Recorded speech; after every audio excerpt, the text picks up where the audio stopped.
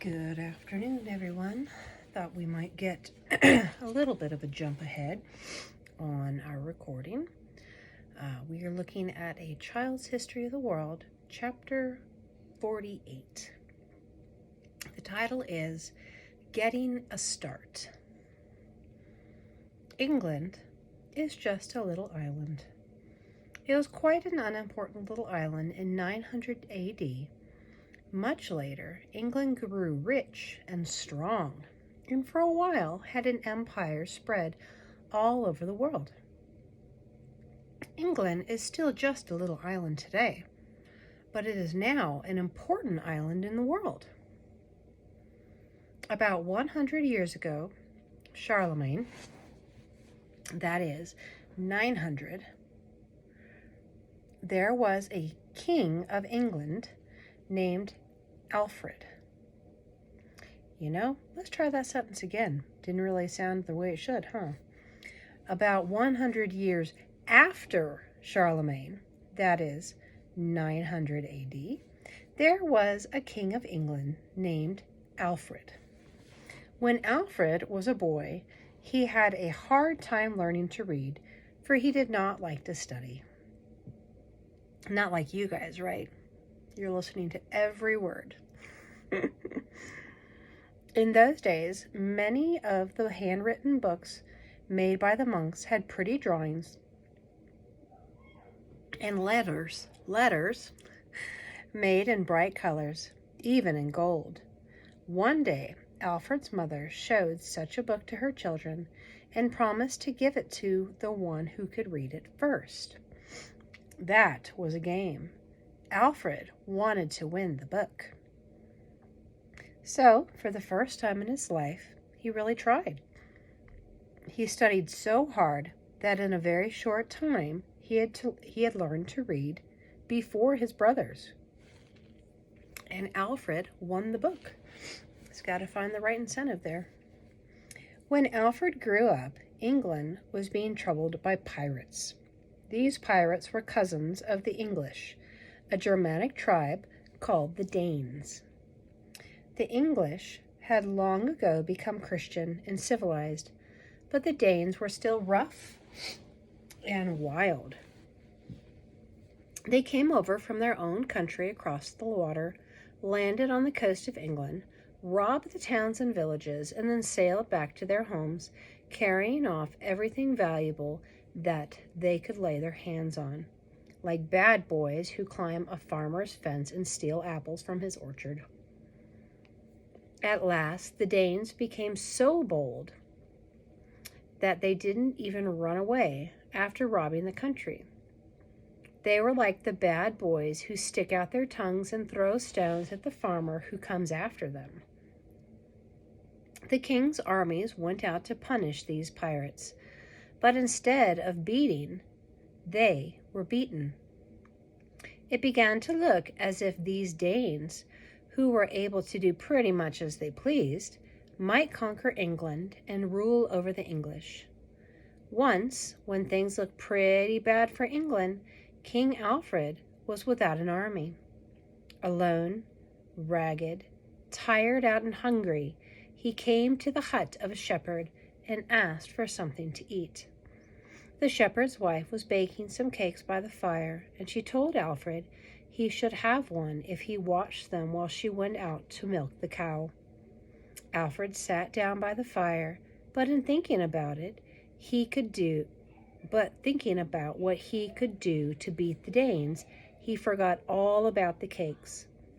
And when the shepherd's wife returned, they were all burned.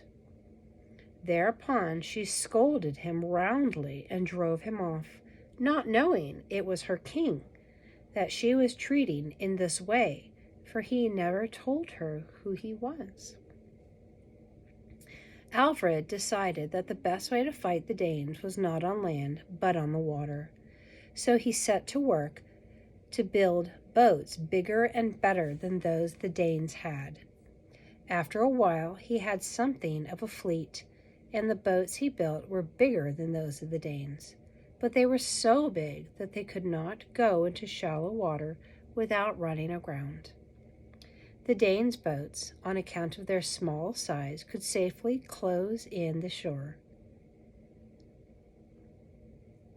In deep water, however, Alfred's fleet was very strong and powerful.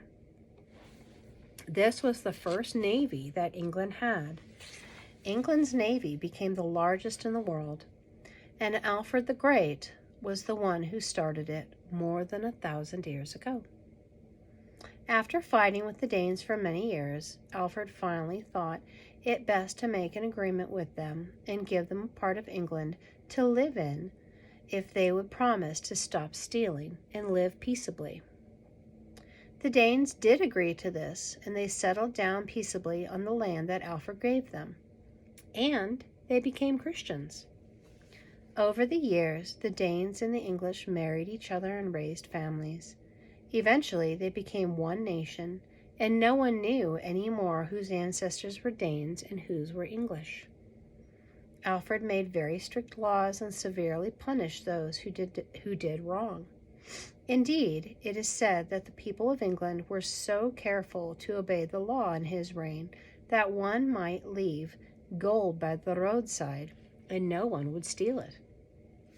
Alfred not only built a navy and made wise laws, but he, like Charlemagne, started a school at court for both children and grown-ups, many of whom were as ignorant as the children. He did many other useful things besides. He invented, for instance, a way of telling time by burning a candle. You have heard how wonderful the clock that Harun al-Rashid sent to Charlemagne 100 years before was thought to be. Although striking clocks are, of course, very common nowadays, it was an extraordinary thing then when there were no clocks nor watches at all in England. Alfred found out how fast candles burn down and marked lines around them at different heights, just the distance apart that they burned in 1 hour. This was called candle time, or time candles. Candles were also used for lighting, but when they were carried outdoors, they were very likely to be blown out by the wind. So Alfred put the candle inside of a little box, and in order that the light might shine through the box, he made sides of very thin pieces of cow's horn, as glass then was very scarce. Such inventions may seem small and unimportant, and they are when you think of the marvelous inventions and wonderful machines that are made by thousands nowadays. These inventions of Alfred's were no more than the household ideas for which some magazines now offer only a few dollars apiece. But I have told you about them just to show you how ignorant the English as well as other Germanic tribes of Europe were in those days. How much superior were the Arab thinkers with their striking clocks. The English were just getting a start. All right, we'll sign off on that chapter and carry on, I guess. Ta-ta for now.